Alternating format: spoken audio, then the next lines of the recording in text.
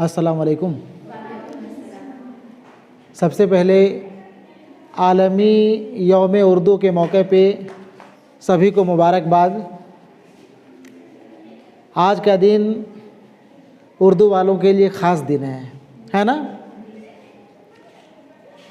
आज ही के दिन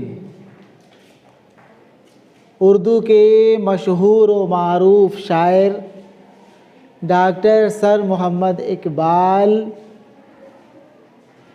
1877 ईस्वी को पैदा हुए थे। मालूम है? 9 नवंबर 1877 ईस्वी को अल्लामा इकबाल की यौम पैदाइश है और इन्हीं के यौम पैदाइश को ज़िंदा व जावेद रखने के लिए आज के दिन को यौम उर्दू दिवस, उर्दू डे के तौर पे पूरे दुनिया में मनाया जाता है। ठीक है ना। पहली क्लास से लेकर के बीए एमए करने वाले स्टूडेंट्स अल्लामा इकबाल को पढ़ा करते हैं, है ना। तुम लोग भी अल्लामा इकबाल को 9 क्लास में पढ़े, 10वीं में भी पढ़े, 11 में भी इनका नज़्म शामिल था और अब 12 क्लास में भी इनकी एक मशहूर नज़्म रूहे अर्ज़ी आदम का इस्तकबाल करती है, निसाब में शामिल है ना। चूँकि आज का दिन इकबाल का दिन है, उर्दू दिन है, इसलिए हम चाहेंगे कि आज इकबाल को तुम लोग, जो तुम्ही लोग के सिलेबस में दिया हुआ है, जो तुम लोग को अपने सिलेबस में पढ़ना है, उसी को तफसील से जानो। ठीक है ना। इकबाल,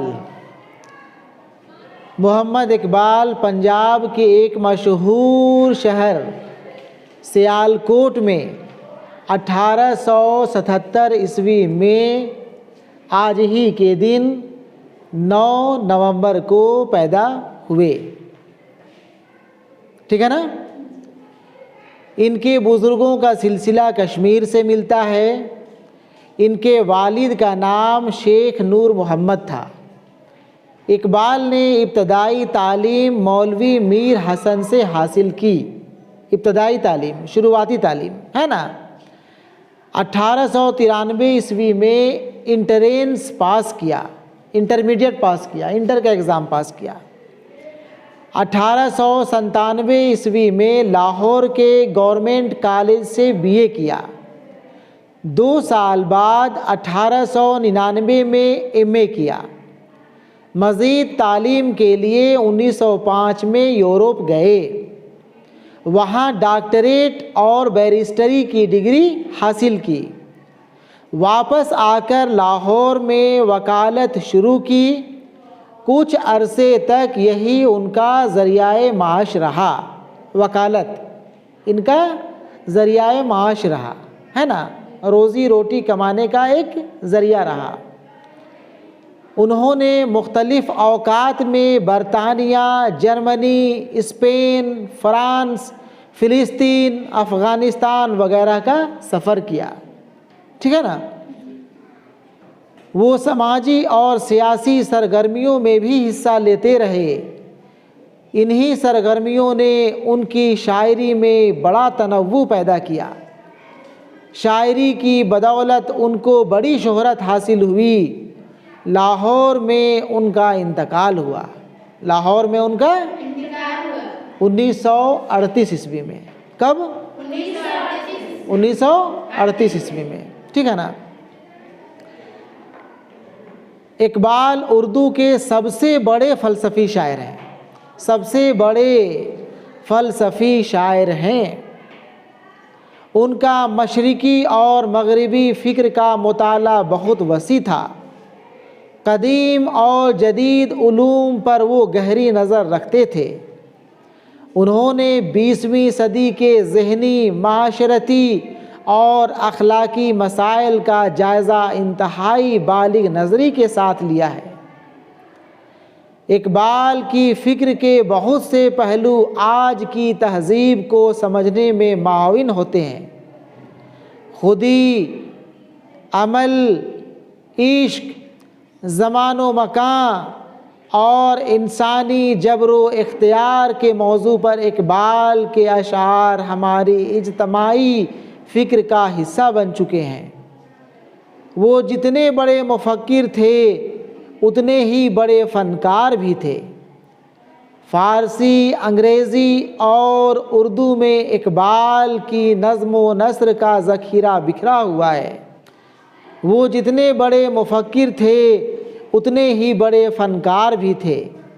फ़ारसी, अंग्रेज़ी और उर्दू में इकबाल की नज़्म व नस्र का ज़ख़ीरा बिखरा हुआ है। उनकी उर्दू शायरी के मजमूए ये हैं। बांगे दरा उनकी किताब का नाम है, शेरी मजमुआ का, जिसमें सैकड़ों शेर, सैकड़ों नज़में शामिल हैं।